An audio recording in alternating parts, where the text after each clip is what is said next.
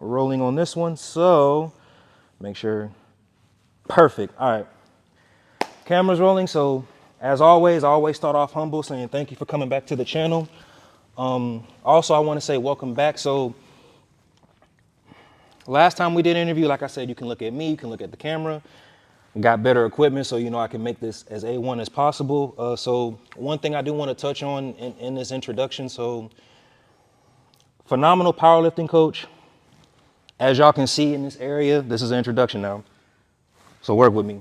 He's opening up his own gym. I'm about to become not about to be, but is a business owner. So he's come a very long way since our last interview. He dropped jewels in his interview.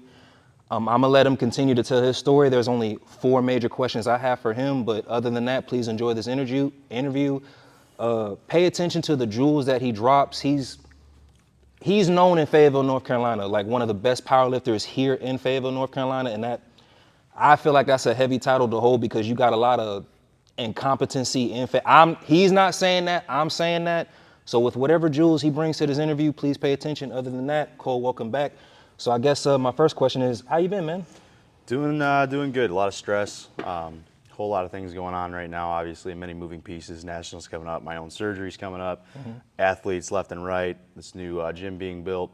Politics of the city. All of that as it goes. Other than that, just good, man. Vibing out, trying to get this all done. So allow me to touch on your team real quick. So I don't want to misspeak. How many members do you have in Primal Instinct currently? Primal Instinct, powerlifting wise, I have 40 active members, 40 active one-on-one clients, and then when it comes to overall general programming, there's another 35. So it's 75, give or take-ish.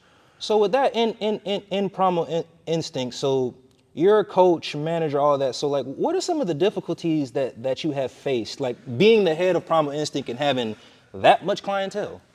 So usually for coaches, time management is like the biggest thing. Trying to dictate how much time you can give to each client.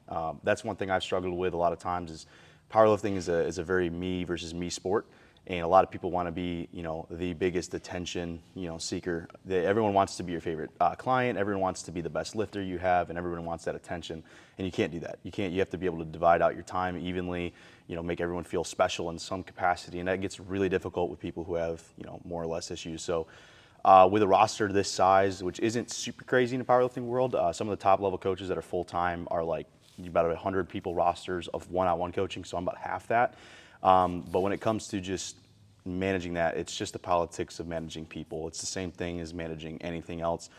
Just with lifters, you have to deal with a lot more emotions with steroids being involved or